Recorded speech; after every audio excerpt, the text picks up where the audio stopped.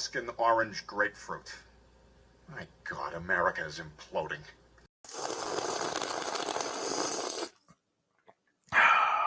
I don't have a Michelob Ultra, but I do have a very, very heavy Captain Morgan and Coke because that's what I need today. We're here. It's Fanzone. Welcome. I love watching people's faces when they don't know that Ted is kind of the mascot of this program. It's very fun backstage watching and then seeing it, and people are confused. It's entertaining. We're here for another match. This is another seeding match for the tournament next season. Winner of this match will obviously get a higher spot in said tournament. And whoever loses, well, they will get a lower spot. Interesting how that works. Okay. So the match we got for you today is Richard Schwartz versus Ryan Permison. This is going to be a very interesting match. We haven't seen these guys in a long time. Still that old thing that we don't really say the name of anymore. And I believe I couldn't even tell you who they played. Maybe they can share it with us. But we will bring in the judges today. We will start with Robert Parker. Robert, hello. How are you? I am doing lovely. I'm a wee bit tired. I did a little bit too much of what you're doing now over the weekend, so I'm ready to witness this one. Still gonna be good stuff. I love judging debates. It's a good time. Maybe it'll wake me up a little bit. Who knows? That's fair. And coming off of a win himself, Mr. Kaleb Koho. Kaleb, how you doing? I would like a Captain Morgan and Coke as well, please. You are underage. Shut up! I turned 21 in a week. Fuck off. No, like 7 weeks. Shush. IRS, internet, whatever. I don't care. IRS. Listen, IRS. Can you tell I'm tired? This is gonna be a good one. Ryan and Richard been here since the beginning. Richard was the first #1 seed in the original tournament. Fun fact. So this is gonna be fun to watch. Yeah. So let's bring him in. We'll start with Mr. Carefree himself, Richard Schwartz. Richard, how are you doing today? Are you excited to debate Ryan? Oh yeah, first of all, I'm doing good. Excited to be here. It's been a while. I think the last match I had was a triple threat between me, Kirk, and I forgot the opponent who it was. But again, I'm excited. A little nervous because I didn't do as much studying as I usually do for debates because it's baseball, like playoffs. So I'm focused on my Dodgers. They're doing well, aside from Monday. But I like Ryan a lot. He's a good dude. I think this will be a fun debate. I did do some studying, so at least I know what I'm saying. I'll know what I'm talking about. But I wish Ryan the best of luck. Looking back, and it looks like it was Richard Schwartz versus Kirk Kowalkowski versus Dave Goodger. So that was the lineup for Richard's last match. Let's bring in his opponent though today, Ryan Permison. Ryan, welcome. It's been a while since we've seen you in debate. How are you doing today? I'm doing well. Thanks for having me. I didn't know I was going to be called up for Fanzone ever again because I can't remember the last time I even had a match in this division. I don't even know who my opponent was back then. That's how great my memory is. Oh, fantastic. Wonderful. But other than that, yeah, this is it's good to be here. I wish, Richard the best of luck. This would be a fun match. Richard and I, kind of buddies. We got no beef between each other, so should be fun. Yeah, I found yours as well. You played Nazario Montenegro in round 2 of the inaugural tournament to crown the first champ. Wow. That was a fun time. The first and only. Okay, so let's move on. Jacoby can't stop me from going for it, Tim. Tease to 2 weeks from now. Okay. Wow. Let's get into it. So this is how it's going to work. There are 4 categories that the competitors have drafted. We have given them 4 questions. They have prepped those questions. They are going to debate those questions. At the end of each question, myself, Kaleb, and Robert, we will write down on our handy dandy boards who is going to win that point for us, and obviously best 2 out of 3 for each question. The first person to get 3 points in the match is the winner. If we are tied 2-2 after the prep round, we will go to a bonus question speed round, and we'll get to the rules if we need to there. So guys, before we do anything, let's get ready to fight.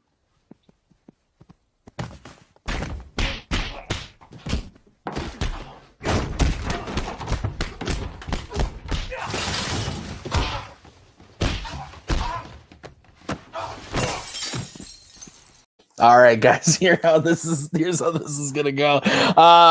Question 1 is in a category that Richard drafted. It's the category of the MCU, and the question is, who is the most underutilized MCU hero? So, Richard, like I said, you drafted this category, so you get to go first. You have 1 minute on the clock whenever you start talking. Now, there are a lot of characters in the MCU, a lot of heroes that, one thing the MCU does well is they try to give as much screen time to as many people as possible, and I feel like for the most part, the MCU has done that. The one character and actress who I think has been underused the most is Colby Smolder's Maria Hill. Now, Maria Hill is Nick Fury's second command. She started her debut in the first first Avengers movie, and she's been in bits and pieces of scenes in other movies here and there, but we don't know too much about her. Like, I think she is a very fascinating character. I personally would like to know more about her, what she could do, because as someone in second command and shield for Nick Fury, she has to be skilled at some. We know she's skilled, but I think fans would be more curious about what Maria Hill can do. And I will talk more about Maria Hill once we get to the fighting round. I concede the rest of my time. All right. So we will move on to Ryan. Ryan, you now have 1 minute to open your argument when you start talking. So when it comes to underutilized MCU heroes, there's a few names that come to mind, but the name that came to my mind in this case is someone who was teased in the events of the first Iron Man movie, and then he makes his full first appearance in Iron Man 2, and he has a few scenes here and there in Iron Man 3 and other MCU films and so on. And that is War Machine, aka James Rhodey Rhodes, who was previously played by Terrence Howard, and then things went awry. He stepped away, and Don Cheadle took over the role, and he did a really good job with it. But War Machine could have done so much more in the MCU and could have been a pivotal player and really should have been utilized even more so as the MCU continued on after the events of Iron Man 2. There's a couple of other reasons why he should be used more within the MCU going forward, and why he should have been used in the past MCU movies. I will talk a little bit more about those reasons as we get into the remainder of the debate, so I can see the rest of my time. All right, both people conceding time and saying it very politely. Interesting. Okay, guys, 5 minute of free form. Remember, don't talk over each other. 30-second back and forth, and I will come in with 1 minute left to give you that reminder, so do not be taken aback by that. But otherwise, let's do it. I'll start off.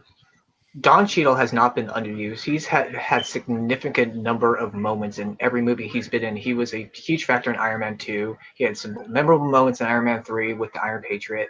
He was a major role in Civil War, Infinity War, and Endgame.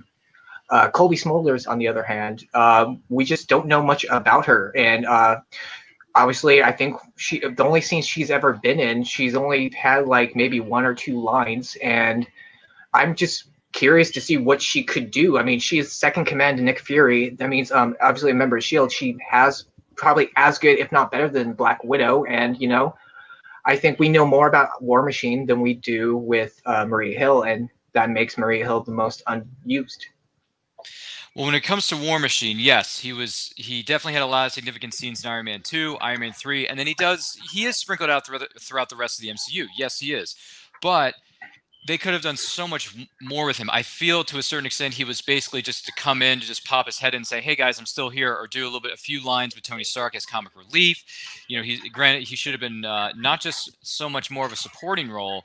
He could have done so much more. Like if he hypothetically would have been killed off during the events of Captain America: Civil War, that would have affected all the characters throughout the entirety of the MCU. But they kept him alive because I feel that the MCU has more plans for him going forward, and that's why I feel like instead of being a background character in comic relief, he should be considered to be the new leader of the Avengers moving forward. Now that Tony Stark is dead, other heroes have retired and moved on to other things. Other characters are still young, kind of coming into their own. They can carry maybe a standalone film, but as far as the overall MCU, War Machine was there since the beginning, and he deserves that spot. Maria Hill, she's a civilian. There's not much she can really do. When War Machine has a high-tech suit, there's a lot of different directions you can take his character, as well as the high-tech armor playing a factor, whether it's the storyline for the next movie or whatever.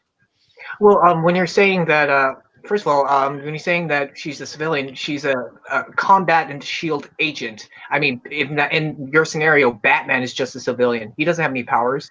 He's very rich. Same thing with Iron Man. The main reason why Don Cheadle War Machine was not a feature role is because we have Iron Man. And also, Don Cheadle is 55 years old. I mean, there's only so much you can do with a 55-year-old man, whereas Kobe Smulders is 38. And Kobe Smulders is just as good an actress as just as good as an actor as Don Cheadle. And the fact that, at least, like I said, at least War Machine has had memorable moments. Like, he was a big, massive part in Endgame, a massive part in Civil War, a massive part in Infinity War, whereas Maria Hill, she got snapped with Nick Fury. I mean, I think Endgame would have been a lot intriguing, an intriguing factor if Kobe Smulders survived and, her role with, Black Widow's Avengers at that point in Endgame, it would have been a very fascinating tale. With Maria Hill, yes, she can. Yes, you're right. She's a combatant. She can fight. She can hold her own in a fight. No question about it. No doubts here whatsoever. But Don Cheadle's War Machine Rhodey, he has a bit, to a certain extent, he has a bit more experience than she does, and also with his armor and everything else he's got going on, like, he can play a major factor moving forward within the MCU. Whereas Maria Hill, yeah, she took over Stark Industries, for a little bit, and then that was about it. She didn't really do anything since then. You may have popped into an MCU film here and there. And when it comes to the comics, I hear more people talking more so about War Machine than they do about Maria Hill. Maria Hill, okay, what? You mention her name to anyone on the street, really no one's going to know who you're talking about. You say War Machine, you say Rhodey Rhodes, everyone automatically is going to think Don Cheadle, that character, that supporting role, that he can move forward and do something bigger and better. Well, that statement makes my argument more true. Is Don Cheadle? That means he has been used properly in amount. Whereas like you said, when you're saying that no one really knows Maria Hill, which would help my argument that Maria Hill has been underused, and saying that she didn't have really big parts in comics, she was a huge part in the Civil War comic, especially towards the beginning of the Civil War comic, where she had to lead the charge against Captain America, while Nick Fury, was on Cap's side. And also, I would love to see, maybe a Disney Plus show with Maria Hill, just seeing how she got to where she was. Like, how is she dealing with the facts of Civil War, with, the death of Nick Fury? We didn't get enough of Maria Hill. And Kobe Smulders can act. And she definitely is young enough where she can have some great action sequence. Whereas, like I said, Don Cheadle is 55. He has the suit, and right now he's technically paralyzed. I mean, with the thing. I mean, I'm sure Don Cheadle's going to use a lot more in the MCU. All I'm asking is, Maria Hill needs to be more used as well, because she is by far underused. Time. Okay. We are going to start with Ryan to close his argument. Ryan, you have 1 minute to close when you start talking. We're not talking about the comics here. We are talking about an underutilized Marvel Cinematic Universe hero. To me, it's War Machine. Yes, he's had important scenes here in the Iron Man trilogy and some other MCU films, but at the end of the day, he really hasn't been all that much utilized, and they should utilize him more moving forward within the MCU since he's still alive. They didn't kill him off in Civil War, so clearly somebody at the higher-ups have bigger plans for War Machine moving forward, and that should be to lead the team, to be the new leader of the Avengers, to help some of the younger heroes come into their own and be in that command, to kind of, fill that hole that has been left by the absence, the death of Tony Stark. And Don Cheadle, 55, who cares what his age is? Age is just a number. And his scenes in the War Machine outfit, those are CGI. So he doesn't have to worry about actually flying in a suit because it's visual effects artistry doing the work. But when it comes to everything else he's doing, he can do a really, really good job and really move the story forward and really make a huge impact with the MCU if they utilize Don Cheadle's character moving forward. Time. All right. We are going to move over to Mr. Carefree. You got 1 minute to close your argument when you start talking. The question is not which MCU hero should get more screen time. It's which MCU hero or character has been underused, and that is Maria Hill. Maria Hill started off in Avengers. She only had about 3 scenes in the Avengers movie, and she's only had 1 or 2 scenes in every movie she's appeared in, whereas Don Cheadle was a major role in the Iron Man 2, major role, a good-sized role in Iron Man 3, not as much as Iron Man 2, a huge role in Civil War for sure, Infinity War and Endgame, where he was one of the leading heroes to try to bring back the people. Don Cheadle is a fantastic actor. He's had memorable moments in every single scene he has ever done in the MCU. He's had a lot of screen time. Maria Hill, has really not that much time. I mean, she's just basically, as we've seen, like kind of the secretary to Nick Fury, and we know she's capable of fighting because she is Nick Fury's second command, probably as good as fighting styles as Black Widow. And I just think she is by far the one hero who has been underused in the MCU, and I concede the rest of my time. Richard, really good at conceding 3 seconds. Okay, let's get dem votes ready. Gentlemen, do we have our votes written? I am prepared. Okay, I'm going to go first. I think both openings were actually really good. I was excited to hear what was going to come through the freeform round, and then Richard went off to the races and did not let up. I'm giving it to Richard. Everything that he said about Rhodey and War Machine being a huge part of the MCU, Ryan didn't have anything against it at all. And Ryan kind of his whole argument about why Rhodey is underutilized actually benefited Richard more than himself. And I think that was especially true in the closings. I think Ryan's closing was strong, but it was not strong enough to come back from that debate round, which I thought Richard absolutely stole. So I'm giving my point to Richard. Koho, where are you going? I think the worst thing that Ryan could have done was open up the comics argument, because as soon as he opened it up, Richard was able to use that against him. And then Ryan had to immediately sort of backpedal and go, well, let's not talk about the comics. And when that happens in a fight, that really says to me that the other person kind of took your point and twisted it to help them. So Richard did a really good job in that round. I'm giving it to Richard. Okay, Robert, your vote wouldn't have counted, but where would you have gone? I also would have gone with Richard on that one. It was good. Definitely both openings were great, and I agree. I think when Ryan was talking about, who can be more utilized moving forward, who should get more screen time, a bigger role on the team in the future, I think I agree with that argument. I think Rhodey could definitely be that person. But as far as underutilized in what we've already seen them in, I think Richard just really handled that argument really well. Just talking about how Rhodey has already had his time to shine. He's been properly utilized because everybody knows him, all these kind of things. So yeah, definitely I thought Richard took that one. Okay. So Richard gets point number 1, but we are going to move on to question number 2, which is in the category of Bond, James Bond. This was drafted by Mr. Permison. The question at hand is, who would have been a better James Bond over Pierce Brosnan in the 1990s? So we are going to start with Ryan since he drafted it. Ryan, you get 1 minute when you start talking. The 1990s were a great decade for James Bond for a lot of reasons. But if we have to take Pierce Brosnan out of the picture, the actor that I would have chosen to take that spot and to be that character for the great decade that it was of the 90s, I'm going with the man, the myth, the legend, the best Jor-El we have ever seen on screen, and that is Russell Crowe. Russell Crowe would have been an incredible James Bond. He has already had a number of projects under his belt leading up to this point when GoldenEye came out in 95, so he had the experience, he had the look, he had the physique, he had everything going for him, so that is why there's a lot more reasons why I would choose Russell Crowe to be the James Bond of the 1990s. I will go deeper into that as we go into the main debate round, but for now, quite simple. He has the right look, he has the right build, he has enough experience to play this sort of a character in these type of action roles. So I'm going with Russell Crowe. I'll go into more details, and I will concede the rest of my time. Man, I must like to talk too much. Okay, we're going to go over to Richard. Richard, you now have 1 minute when you start talking. The Pierce Brosnan Bond movies, the 90s Bond movies, I enjoyed them. They weren't fantastically great and all that. But the one thing I felt Pierce Brosnan lacked as Bond was personality. He just always had kind of a serious tone, not really quite humor. So I think who would have been the best choice to be a Bond who can be charismatic, who can be serious when he needs to be, who can be funny when he needs to be, who can do some action scenes, great look, great appearance. I'm going with Obi-Wan Kenobi himself, Ewan McGregor. I think Ewan McGregor at the time had, great charisma. He definitely had the look of Bond. He definitely carried himself really well. When you saw him in Star Wars movie The Future, he was the best part of the prequel movies.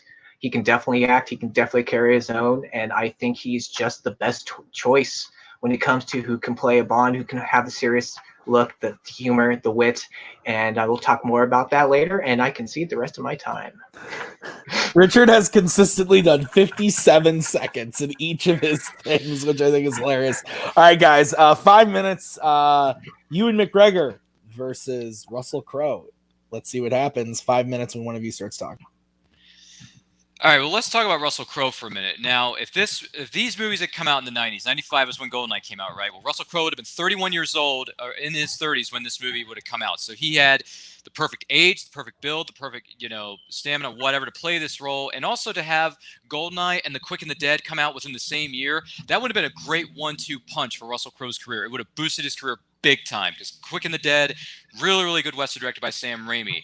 And it definitely would have been better than some of the other projects that hypothetically he would have done. I mean, he already had 10 films and TV series under Russell Crowe's belt, so that's why he could hold his own. He can do it. He can bring the personality, bring that charisma, bring everything else that you need within a Bond character to do this role. Well, yeah, I mean, I agree. Russell Crowe, he's a fun character. He's a good actor, but the problem with Russell Crowe is he has a bad temper. He has, in the past, not got along with other actors. And if you're going to keep the cast from the GoldenEye, from The World Is Not Enough, Tomorrow Never Dies, Halle Berry, Denise Richards, there's no way he's going to get along with that. He's always had some kind of temper. And for Bond, you need someone who can, be charismatic, who can be funny, who can be serious. And Russell Crowe always kind of has that resting bitch face. Excuse my language, but he just, he may have the physique-wise make it be perfect, but I just don't think he has that quite type of range as we saw in Les Mis, where he couldn't sing his way out of the paper bag. I know it has nothing to do with Bond, but I'm just saying he has been known to have a bad temper throughout every movie, and I think his ego at the time, especially during Gladiator, would have gone his way. Whereas I think Ewan McGregor, he gets along with everybody. He's a good actor. He can stand tall, and he can do the perfect tone that the 90s Bonds were set out to do, plus give the Bond some more humor, more charismatic and action sequence, where I feel like Russell Crowe would just look angry all the time throughout the Bond movies. When you have the right producer, the right director, and then when you get the right actor, in this case being Russell Crowe, it can do wonders. And he can be focused in, he can be locked in and play that role. He can kill it. I mean, I keep talking about his looks, but this guy is from New Zealand. He lived most of his life in Australia, but he could pull off accents. We've seen him do it before in other movies, whether it's over here with Gladiator, whether it's another film like State of Play, which is a political drama that I could never see Russell Crowe playing. That guy had a mullet in that movie, and he still pulled it off, and he still delivered a really good performance. With him being at a much younger age and still kind of, learning the tricks of the trade, and Martin Campbell, taking Russell Crowe under his wing for GoldenEye, he could kill it. As far as the arresting bitch face goes, that's in the hands of the director and the producer. When they work with an actor and hone their craft and really have those laser eyes and lock him in, Russell Crowe is in. He can be charismatic. He can drop a good pun. He can smile, at a woman and, just kind of sweep her off her feet without even knowing it. Like he give me an example of when he's done that in a movie. Russell Crowe has done that in, I mean, what was that one movie he did it? He was so good in it. I'm trying to think. Oh yeah. Let's try this. Virtuosity with Denzel Washington. He's doing an impression of the Joker, but at the same time, he can go up to a woman, be all nicey nice. All right, well, the thing about Ewan McGregor is everything Russell Crowe could do, so can Ewan McGregor, but he has been proven that he can have the charisma, he can be funny, he can sweep people off his feet. I mean, his performance in Moulin Rouge was just, amazing. His performance as Obi-Wan Kenobi in Star Wars, Trainspotting is another perfect example. And I just see when Russell Crowe, he's just really good at one thing, is to look intimidating. And like I said, you give me an example of virtuosity, I kind of disagree.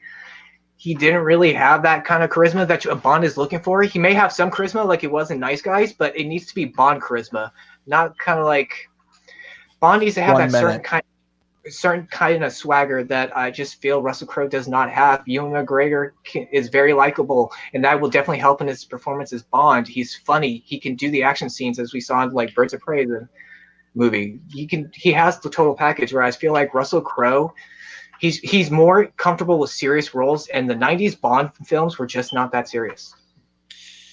Ewan McGregor ended up doing the prequels. What did that do for him? Didn't do him any favors. Sure, it brought in boffo box office numbers, but who cares about the money? It's all about the quality, not the quantity.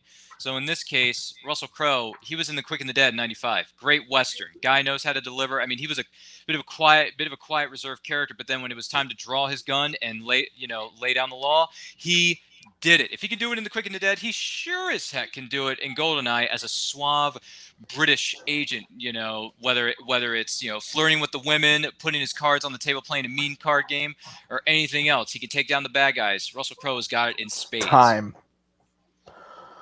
All right, Mr. Carefree, you get to go first on this one. 1 minute to close your argument when you start talking. When it comes to Russell Crowe, he's a great actor. But the main problem with him being Bond is his own ego gets in the way. He has been known in like Gladiator and other movies to not get along with other actors. And I feel like with, actors like Halle Berry, who was in World Not Enough, or I forget which one she was in, but Denise Richards and the other actors, they probably would not get along with Russell Crowe. And that would show within the movie. Now, Ewan McGregor, it has the charismatic. He has the acting chops to be Bond. He has the charisma we've seen in other movies. He has the look of James Bond, and he is a likable guy. He can get along, and I think as Ewan McGregor as James Bond in the 90s would make the movies just a lot more fun, because the movie would have personality, would have probably better acting from the other actors. I don't know how Pierce Brosnan got along with the other actors, but I mean, probably Ewan McGregor would have been a better choice. Russell Crowe in itself, like, he just has one type of face. He has a bad temper, and I think it would show in the movie. I concede the rest of my time. Dang it. Well, too bad. I missed it. I missed that time. That's why I said dang it. All right, we'll bring in Ryan. Ryan, you now have 1 minute to close your argument when you start talking. Sorry. Yeah. If you want somebody to play James Bond in the 90s, or just James Bond in general, what do you need? You need someone who's in the late 20s, maybe early 30s, bit of a younger actor. Russell Crowe, check. Someone who has enough experience under the belt that they qualify to be in an action movie like this, to take over a franchise of this magnitude. Russell Crowe, check. Has done, other films where he can show some of his other acting skills rather than just being a serious actor. The Quick and the Dead, check. You also he has the right look. He has the right physique. He knows how to, speak within a different accent. So at the end of the day, Russell Crowe, right age, right look, right amount of experience. You have Martin Campbell as the director. You have other producers taking him under his wing to, show him the ropes, show him how to play this role, and to take over this franchise for a certain period of time. Russell Crowe can do it, and he can do it in spades. He has enough experience to take on this iconic role. He has the right look, and also he can pull off the accent of a British agent. It's not going to be that hard for him to do it, and that is why Russell Crowe would have been the best actor to take over the role of James Bond in the 90s. Time. All right. Let's bring in them other judges. Do you guys have your votes? Yeah, I got mine. Okay. Okay.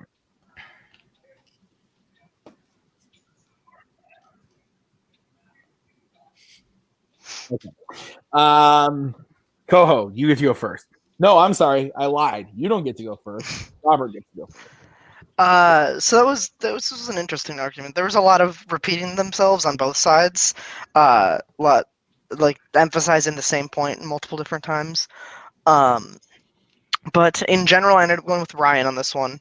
I think one of Richard's biggest knocks against Ryan was that, he's just like not a likable guy. People aren't going to get along with him. And Ewan McGregor is like a nicer person. That argument just didn't really hold a lot of water for me. Besides that, I didn't really hear a whole lot against Russell Crowe. And I think Ryan refuted that point pretty well. So, okay, I'll go next. I agree with Robert in that I don't think this one was tough. And if I'm being honest, I think it's because they argued a lot about like which was the better actor, which was the more like nice actor, the one who could like swoon women. But when it came to like actually talking about who could be Bond, it was like the same 2 points back and forth. Ultimately, I went with Richard. I felt like Richard's knock on because Ryan decided to say, Russell Crowe can do this, Russell Crowe can do that. And Richard was just like, name one movie where he does that. And I think that was a big stumble on Ryan's side. I think that it took him a while to get there, and I haven't seen Virtuosity, so I can't say whether or not that was complete bullshit or not. But based on that argument, that's what kind of made me lean towards Richard. So Koho, it comes down to you. Where are you leaning and why? Oh, I love when decisions come down to me. This was a really good fight. It was a close one. Ryan had some really good closings. I ended up going Richard. I think Richard, that punch of name one movie where he does that was a really good hit. It left Ryan stumbling a bit. And then the one Ryan did pull, Ryan kind of undercut his own thing by saying it was more of a Joker thing than really even a Bond thing, which I was kind of like that. I don't know if that necessarily sells me on what you're going for, but you did a good job of selling me on why you and McGregor could fit the Bond role at that time. So slight margin went Richard. Okay, so it is 2-0 in favor of Richard. So in order to stay in the game, Ryan does need to hit this next one. So we're going to move on to question 3. It's in the category of comedies, specifically the 2000s. This was drafted by Mr. Carefree. The question is, what is the best comedic performance of the 2000s? So we are going to start with Richard. Richard, you have 1 minute when you start talking. Now, for me, I think the best comedic performance of a movie would obviously be the standout of a comedy. A movie that's already funny, but one particular person's performance stands out the most. And that's why I am choosing Will Ferrell's performance as Ron Burgundy in Anchorman. This movie came out in 2004. I think this movie is absolutely hysterical, and Will Ferrell plays Ron Burgundy to perfection. He is so funny in this movie. There's so many quotable lines from this movie. His presence throughout the whole movie is not only funny, but it's believable, even in this more extreme world that this movie takes place in. And I will go more into it when we go into the 5-minute discussion. You stay classy, Tim Brzakala. I can see the rest of my time. 10 seconds early that time, and trying to sway the judge. I don't appreciate it. Ryan, it is now your turn. 1 minute opening when you start talking.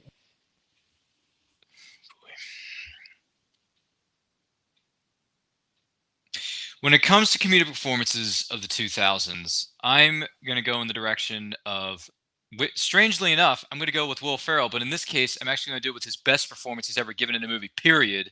And I'm going to go with his character of Frank the Tank that was featured in Old School from 2003, okay?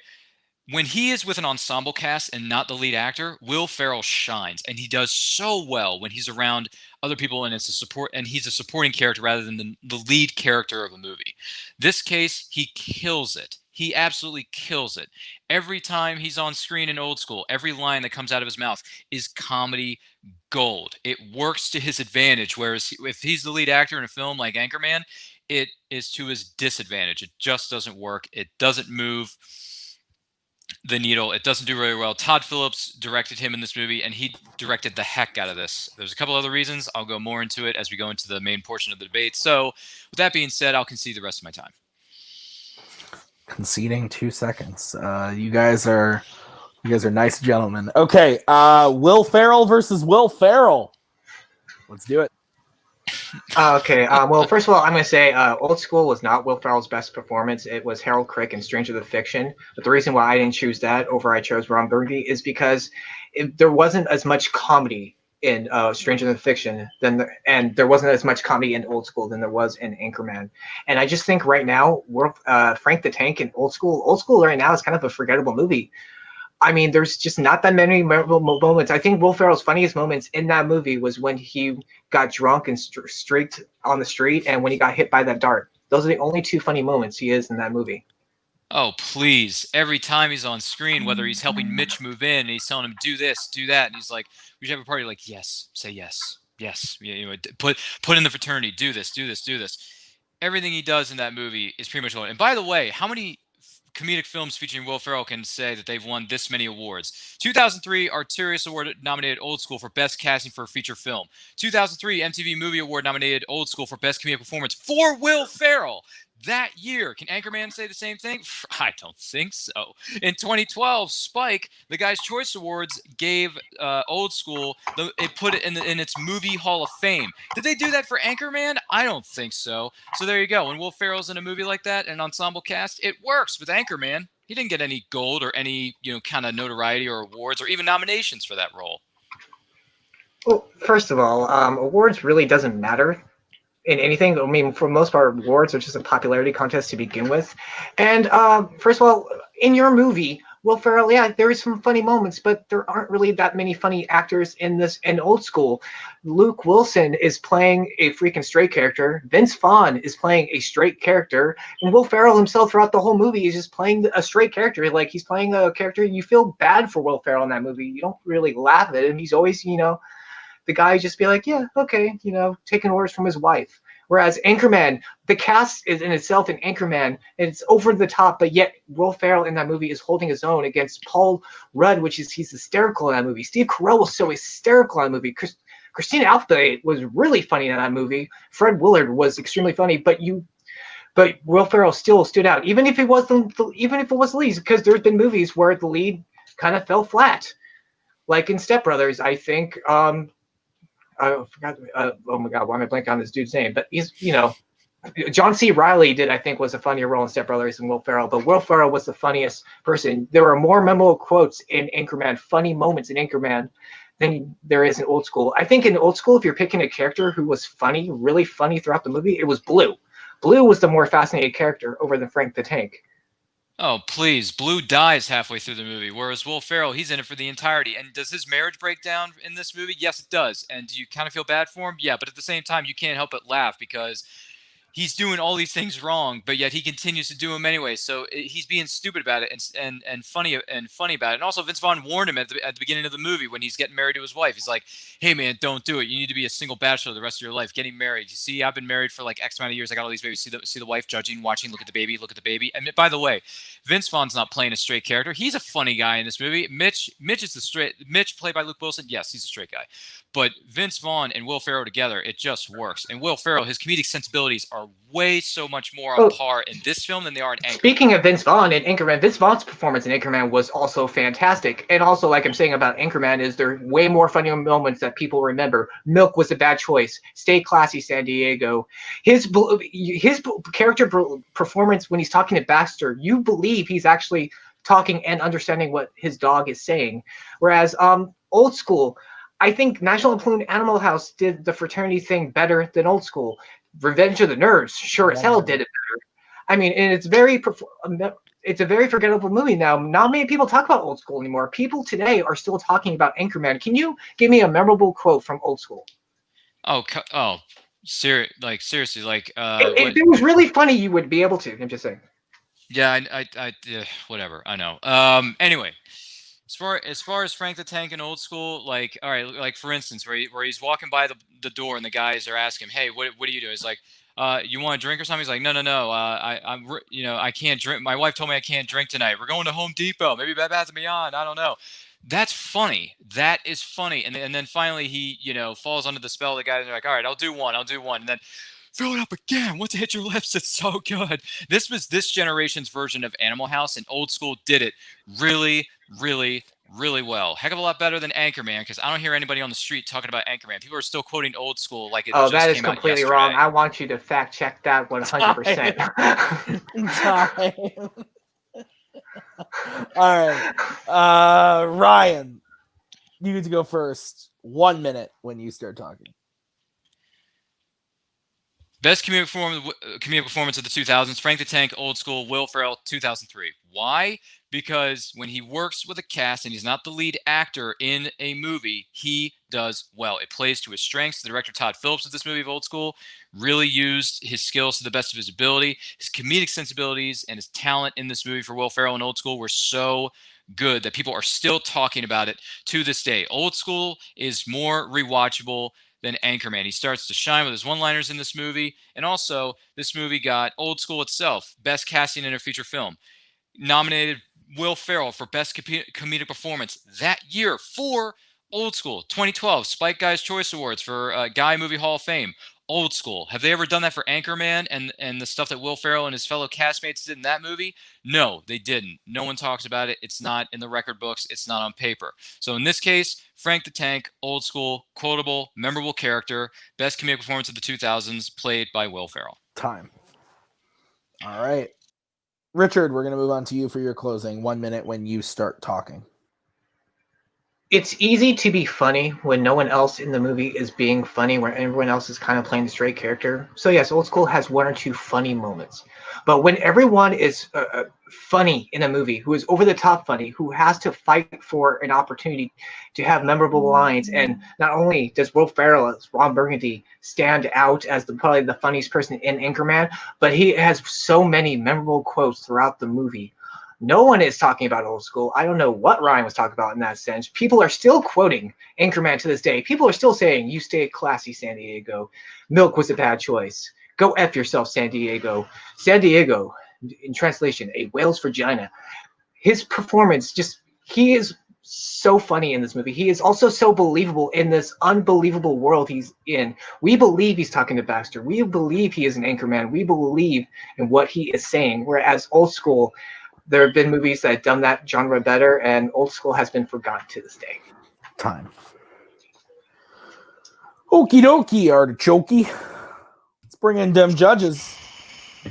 I'm not going to lie. I had something written down. I think I might change it. I don't know. I'm feeling spicy. I don't know. Okay, no. I know what I'm doing. Okay. Koho. Your vote. I gotta go Richard. Okay. I think Richard had a major hit that Ryan himself just kind of conceded and backed away from with the quotes. If it's so funny, can you quote your own movie? And he couldn't, which is a major hit in this sort of round. So I'm going to go with Richard for that one. Robert. That point didn't really hold a lot of water for me because it's about the performance, not the quotability of the movie, and that's what the fight got really lost about a minute and a half into the open argument, where it just became, from both of you, and it just became about the movie. How much more quotable is the movie? How much better is the movie? What kind of awards has the movie gotten? How memorable? How much is it still talked about? All this stuff, like, that's not really. It's not about the performance at that point. So I ended up also going with Richard because I believe that he circled it back to the performance, more talking about how he plays off an ensemble cast versus being the lead. And I just heard more about the performance versus the movie. All right. So my vote doesn't count.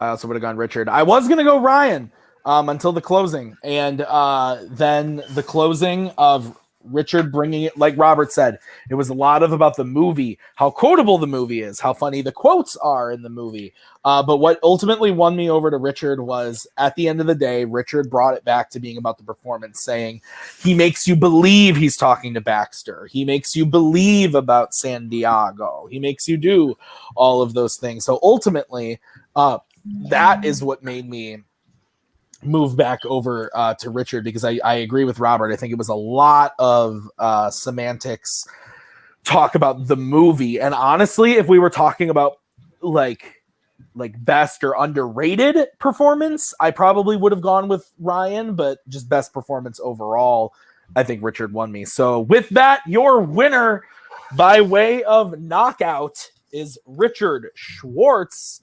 3-0, getting the first three. Boom, boom, boom. Richard, you have won the match. You have gotten another win on your record. You are now 2-2.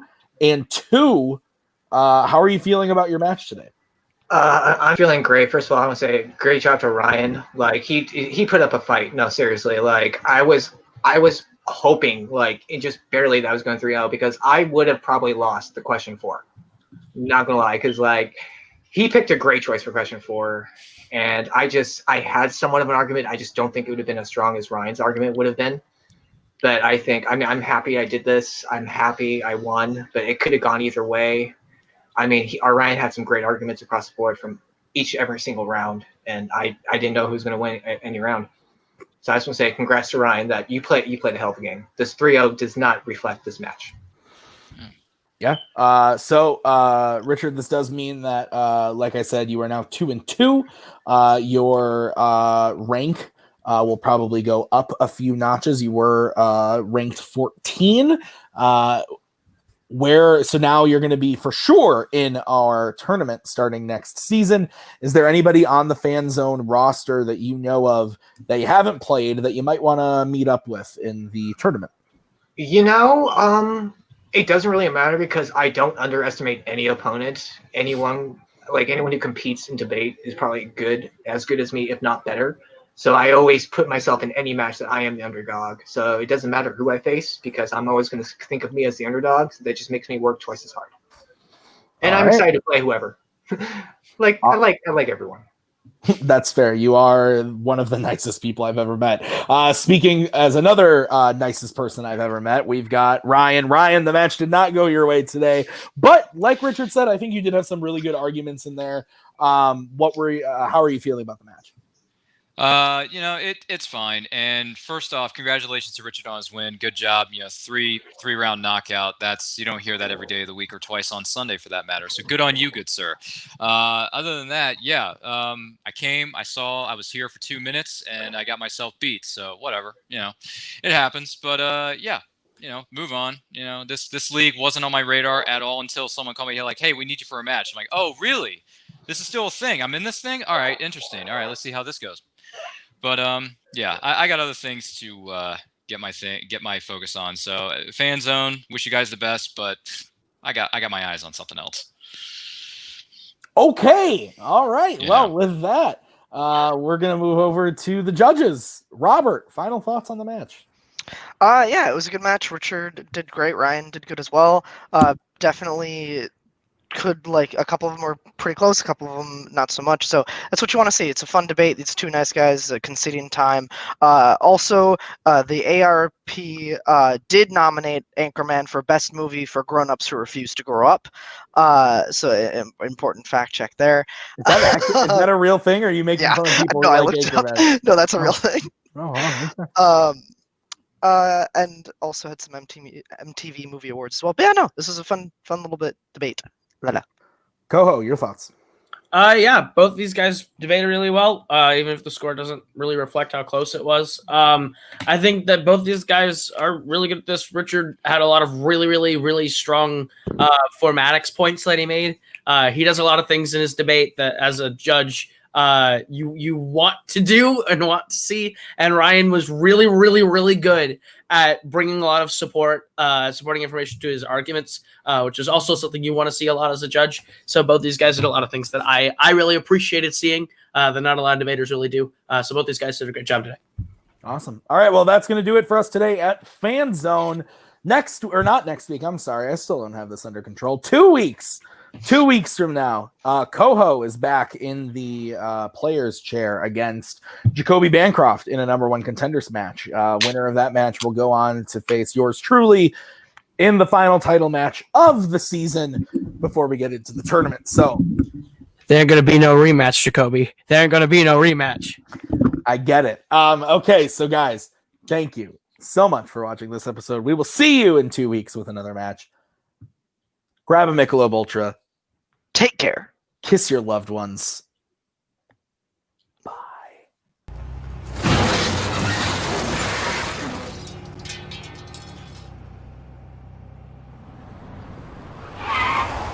Asshole! That's my bad. I was sending a tweet.